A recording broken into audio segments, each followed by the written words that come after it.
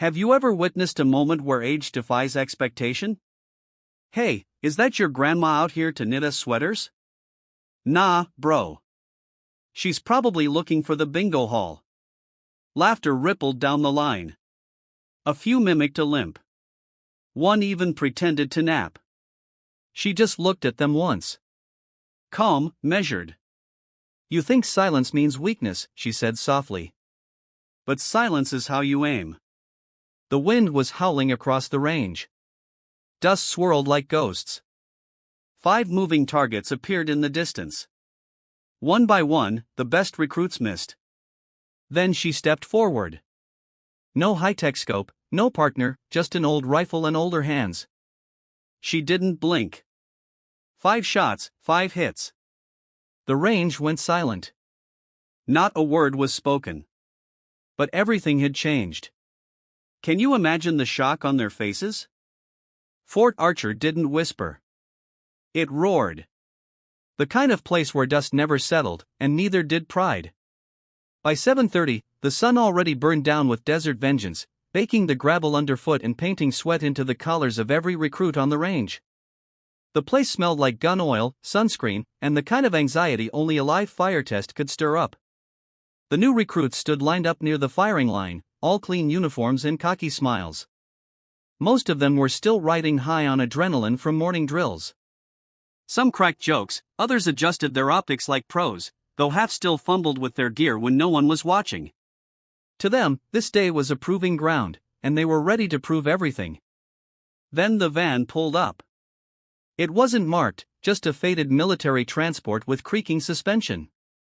The door slid open with a dry groan, and out stepped a woman.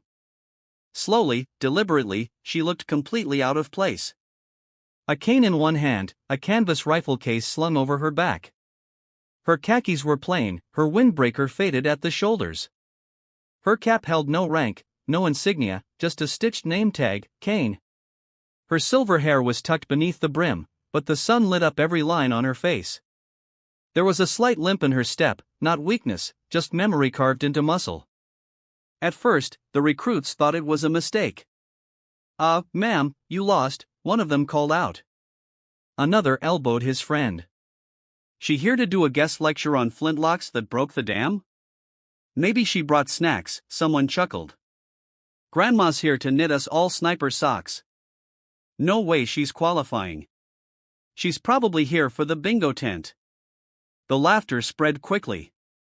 Most of it nervous, some of it cruel, but none of it quiet. She didn't respond. She kept walking, slow, sure, straight toward the registration tent like the heat didn't touch her and the voices were just wind. From the observation tower, Staff Sergeant Reynolds narrowed his eyes. She wasn't on his radar. Not really. The name had come through processing last week, Margaret Kane, retired, special authorization. But standing there now, watching her walk past a dozen snickering kids who didn't know better, something about her posture made him pause. It wasn't pride. It wasn't defiance. It was purpose. She didn't look at anyone. Didn't ask for a partner. Didn't even glance at the line of rifles gleaming in the morning sun. She just kept walking. And Fort Archer, for all its noise and bluster, didn't know it yet. But something had just entered the range that couldn't be measured in rank or years. It was legacy wrapped in dust and silence. By the time Margaret Kane reached the edge of the rifle range, the sun was merciless, baking the metal benches and casting sharp shadows beneath the awnings. A few of the recruits had found shade, but most lingered near the gear station, adjusting their slings, checking scopes, or just trying to look like they knew what they were doing. That's when they really got a good look at her. Her rifle case slung across her back was clearly older than anyone present. The faded olive canvas, the scuffed leather trim, the rust-kissed zippers. It was more relic than regulation. Her windbreaker had seen better decades. Her boots were worn almost soft from age. No tactical gear, no tack, no patches, just a cane and a presence. One recruit leaned toward another, suppressing a laugh. Is that even standard issue? Looks like it came out of World War II. She probably still calls them krauts, someone whispered. I bet her rifle fires musket balls. The laughter spread again, quieter this time, but sharper, more cutting. Margaret said nothing. She moved to the end of the line where the benches met the sand. Slowly, she lowered herself to one knee, then unfolded her mat with the precision of someone who had done it 1,000 times before. She opened her rifle case, a gasp, then another chuckle. The bolt-action rifle inside was spotless, but undeniably old. The stock was a rich, weathered walnut, a name carved faintly into the side, Kane, no bipod, no digital readout, just iron and discipline. Seriously, that's what she's using? A young corporal with mirrored sunglasses scoffed. Might as well throw rocks. A female recruit nearby muttered under her breath. Someone's grandma came to cosplay. Up in the observation post, Staff Sergeant Reynolds stood with arms crossed, squinting into the glare. He said nothing, but his brow creased as he watched her work. He had reviewed her file, at least part of it. But even on paper, Margaret Kane felt like a ghost from a forgotten war. There was something about her calm, her quiet. She wasn't rattled, wasn't pretending. She simply moved, focused like none of the noise existed. Then came the pairing order. Recruits would spot for each other during wind and distance drills. The list was read out fast, last names, quick groupings.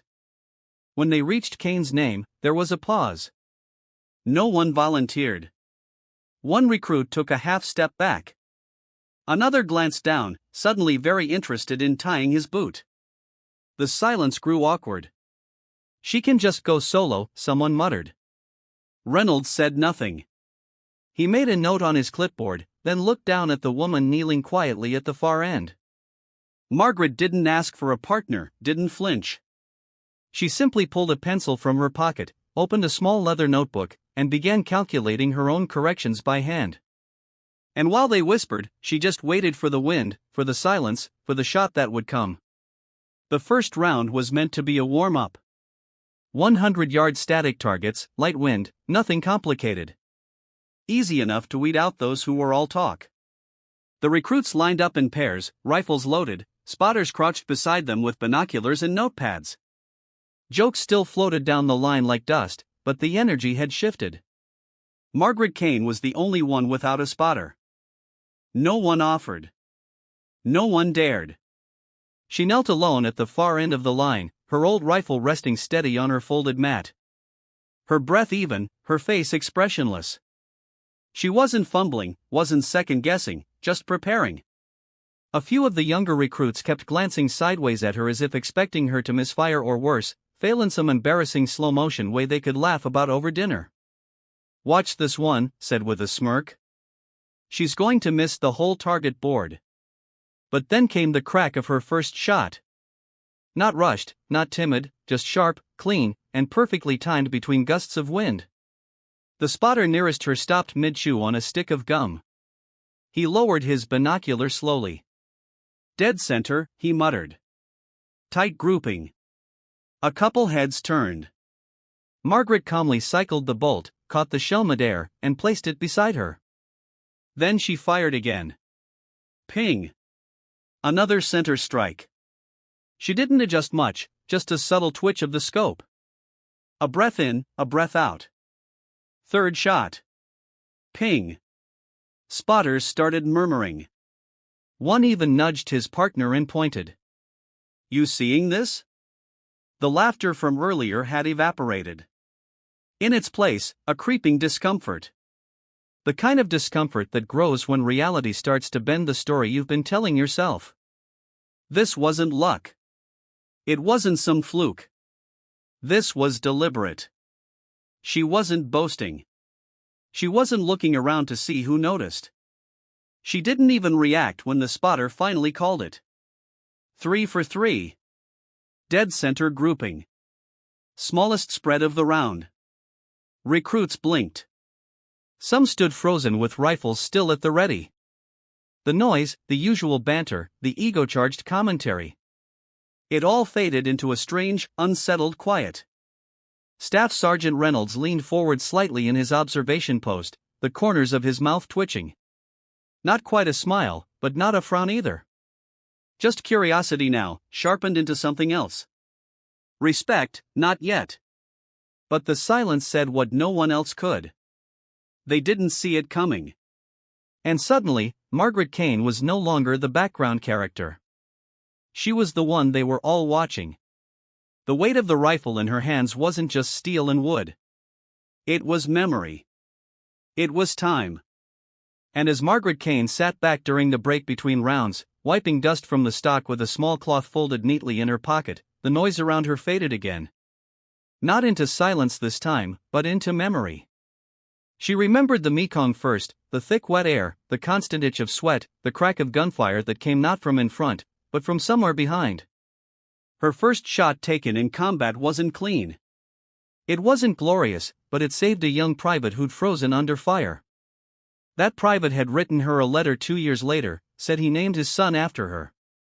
She never replied. Then there was Kuwait. Desert Storm. It wasn't the bullets that stayed with her. It was the sand. The endless grinding sand that slipped into your boots, your weapon, your mind. There was a morning she fired 8 rounds through a cracked scope after her spotter had been hit. No tech, just wind, instinct, and anger she couldn't quite describe. When it was over, the dust settled on silence, and 7 lives were still intact because of her trigger finger. No medals for that, just quiet nods from men too proud to say what they really felt. She looked down at her hand now, the veins more prominent, the skin thinner than it once was. But the grip was still steady. These kids at Fort Archer didn't know her.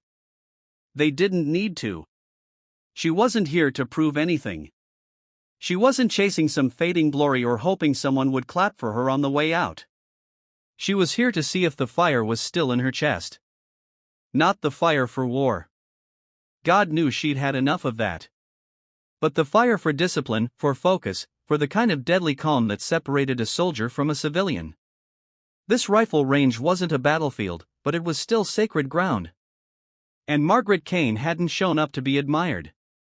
She showed up to make sure that if she had to lift a rifle again for a reason that mattered, her hands wouldn't hesitate. Not once, not ever. By the time the recruits gathered at the 800-yard range, the desert wind had sharpened its edge. It came in low bursts, kicking up fine veils of sand that scraped against exposed skin and blurred the targets in a ghostly shimmer. The instructors gave the usual warnings. Watch for crosswinds. Compensate for drop. Take your time. But everyone knew this trial separated show-offs from shooters. Most of the recruits were already tired, sunburned, and irritable. But no one admitted it. Not here. Not with scores on the line. One by one, they took their shots. And one by one, they missed. Some rounds sailed wide, others grazed the edge. A few recruits hit near the torso markers, but even those came with corrections barked from spotters. Too high, left drift, pulling right. Frustration simmered. Even Harrison, the smug corporal with the mirrored sunglasses, had to take 3 attempts before finally landing one near center. He stood up, scowling at the wind like it was personal. Then it was Margaret Kane's turn.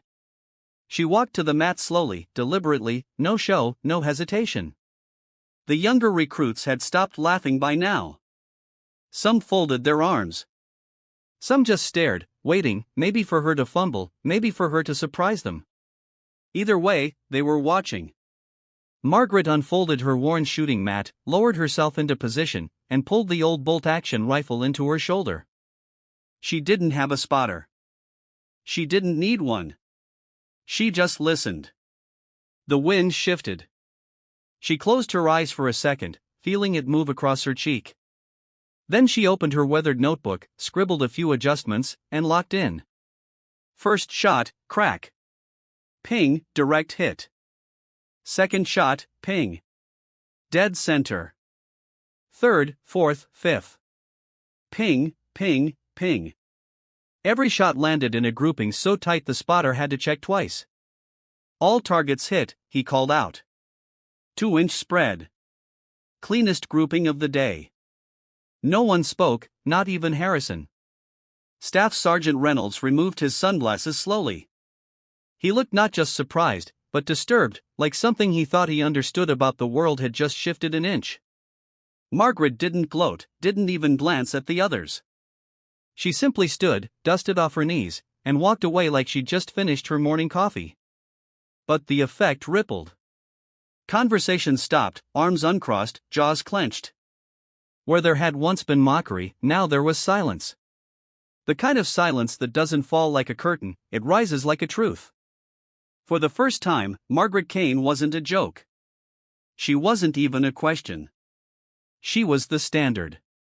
And every man and woman on that range knew it. That night, the wind died down. The desert quieted, but Staff Sergeant Reynolds couldn't shake the sound of the spotter's voice from earlier. 5 for 5. Tightest grouping yet. He'd heard good shooting before. Hell, he'd trained champions. But what Margaret Kane did on that range hadn't been just skill. It had been surgical, controlled, like muscle memory from a lifetime ago. So after the last recruit turned in and the mess hall lights dimmed, Reynolds stayed behind in the admin office, the flickering fluorescent bulb above him buzzing like a mosquito trapped in time. He pulled out the base's old personnel database, something half the younger staff barely touched, and typed, Kane, Margaret E. The screen loaded slowly. Then it hit him. First Sergeant, U.S. Army, enlisted 1968, Vietnam War. 2 tours later, reactivated for Operation Desert Storm. Decorated marksman, 6-time expert qualification. Commendations for leadership under fire. Bronze Star, Purple Heart. And then a redacted block of text. Lines struck through with vague classifications. But one line remained. Unofficial kill count, unconfirmed, assumed high. Known to have extracted a pinned unit under direct enemy fire in the Aldalib Corridor, 1991. Reynolds blinked. He'd heard of that operation. Everyone had. A unit was surrounded for hours in open terrain, picked off one by one until, as the legend went, a lone marksman eliminated 5 hostiles from nearly a kilometer away, saving the survivors. No one had ever named the shooter. Apparently, they hadn't needed to. He scrolled further. No disciplinary records, no misconduct. After retirement, she trained inner-city youth in firearms safety and marksmanship. Quiet, clean, purposeful.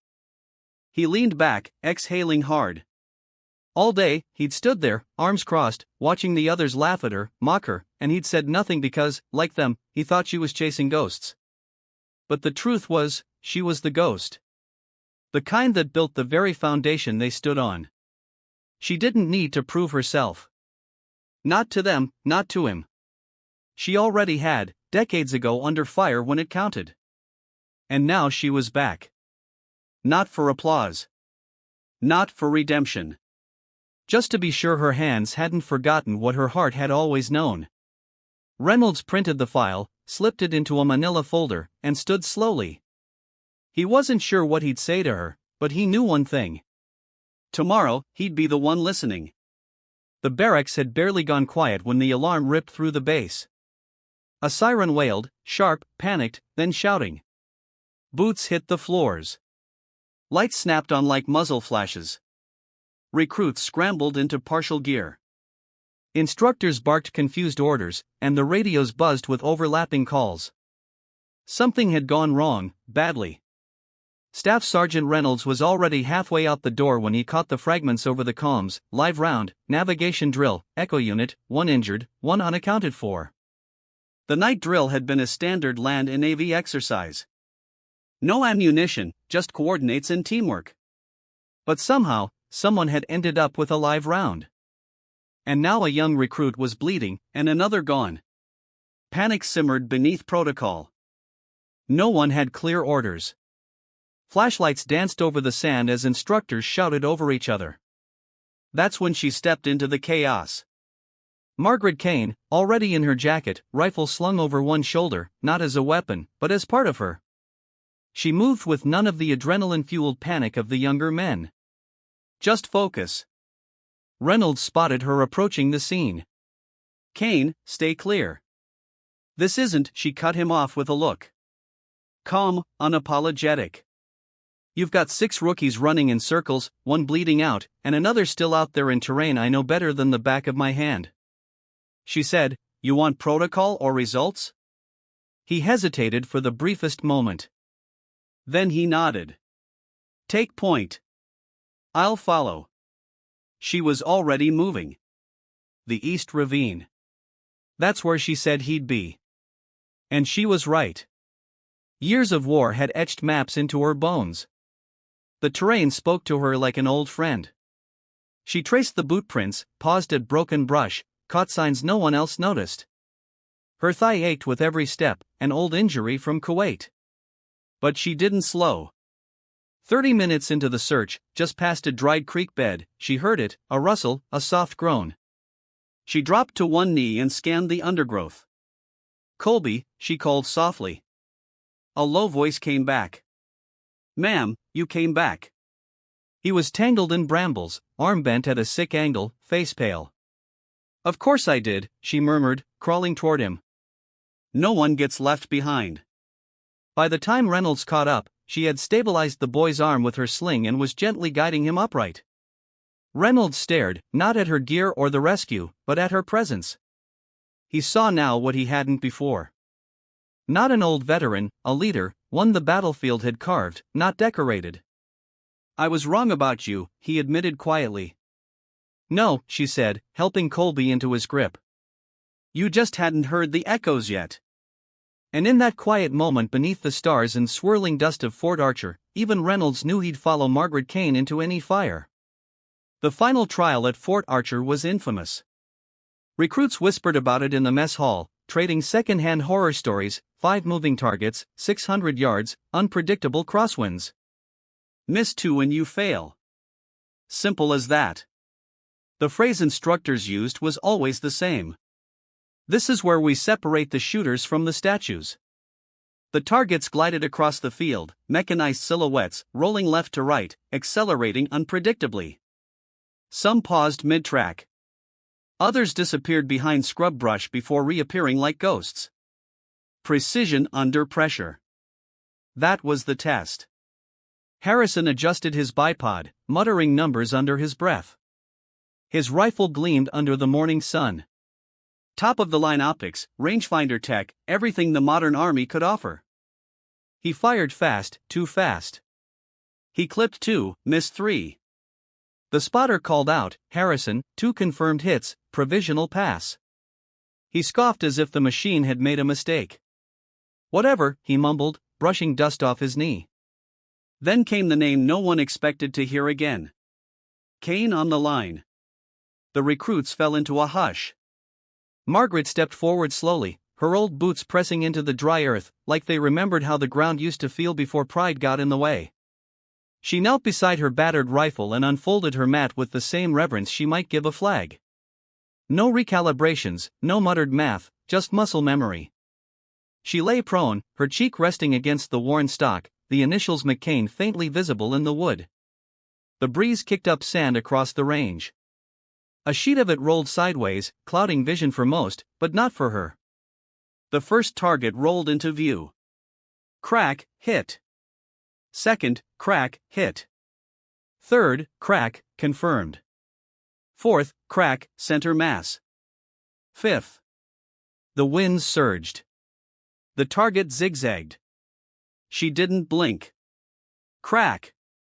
The field went still. Final target hit. All targets down. Tightest grouping on record. No one breathed. Even Harrison stood frozen, his smirk long gone. Reynolds didn't clap. He didn't need to. Instead, he stepped forward slowly, voice even, but waited. That is what excellence looks like. Quiet, precise, earned. Margaret stood, brushing the dust from her knees like she had done it 100 times before. She gave a small nod, not to herself, but to the ghost she'd carried into this desert with her. She didn't smile, but her silence roared louder than any applause ever could. And across that range, from the lowest private to the highest instructor, every single person understood. They hadn't just witnessed skill. They had witnessed legacy carved not in ceremony, but in crosshairs. The mess hall at Fort Archer usually buzzed with noise, forks clattering against trays, boots scuffing across tile, laughter rolling down the aisles in waves. But not that day. Not after what they'd seen. Margaret Kane sat in her usual spot, back corner, nearest the window where the sun hit the wall just right. Same tray, same posture, elbows and back straight, eating like someone who had done it alone for years. Only this time, the silence around her wasn't isolation. It was reverence. No one laughed. No one mimicked her limp. No one joked about bingo or knitting needles. Across the room, Harrison sat hunched over his coffee, staring at his tray like it might answer the questions running through his head. He hadn't spoken since the test. Not really, not to anyone. Finally, he stood.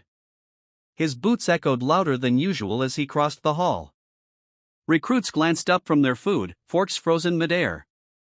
Even Reynolds, watching from the far side of the room, leaned slightly forward. Harrison stopped in front of her table. She didn't look up. He cleared his throat. Then again, Sergeant Kane, he said, voice lower than anyone had ever heard it. I was wrong. She paused mid-bite, then set her fork down gently. About all of it? He added, hands twitching at his sides. About you. I'll remember that shot for the rest of my life. Only then did she meet his eyes? A small, tired nod. That was all, but it wasn't small to him. And just like that, he turned and walked away, back into the sea of silence. Moments later, two younger recruits approached her table, Vega and Juno. Both had mocked her earlier in the week. Now they stood awkwardly, eyes cast downward, holding their trays like schoolboys, unsure of where to sit. Mind if we ask you something? Juno said, about the wind drift adjustment? Margaret glanced at the empty seats across from her. Then she shifted her tray slightly, clearing space. They sat, not as equals, as students. For the next 20 minutes, they asked not about weapons, not just about rifles, but about calm, about timing, about how to know when to pull the trigger. She answered in fragments, short, clipped sentences. Enough to teach, not enough to preach. When her tray was empty, Margaret stood quietly, slung her rifle case over her shoulder, and walked toward the exit. No fanfare, no applause, but every head turned as she passed. And long after she stepped out into the sunlit dust of Fort Archer, the shadow she left behind remained. Not heavy, not haunting, but grounding, like the presence of something ancient and steady that refuses to be forgotten. Because at Fort Archer, from that day on, respect wasn't given with rank. It was earned in silence. True warriors don't shout. They don't pound their chests or demand to be seen. They don't chase glory or remind you of medals once pinned to a younger uniform. They just show up. They aim once. Breathe slow and let the silence speak for them. Margaret Kane never raised her voice, not once. But the silence she left behind at Fort Archer echoed louder than any speech. She walked in as a stranger, dismissed, doubted, judged before she'd even touched the rifle. And yet, without asking for permission, without demanding attention, she rewrote the tone of that entire base. Not through confrontation, but through execution, through focus. Through discipline that ran deeper than age, and a presence forged not in training manuals, but in live combat, real sacrifice, and decades of living with what others never returned from. She didn't lecture. She didn't gloat. She simply did the work, quietly, methodically, shot after shot, step after step. And that's the kind of leadership the world forgets to value. It's not loud. It's not polished for social media. It doesn't wear swagger like a badge.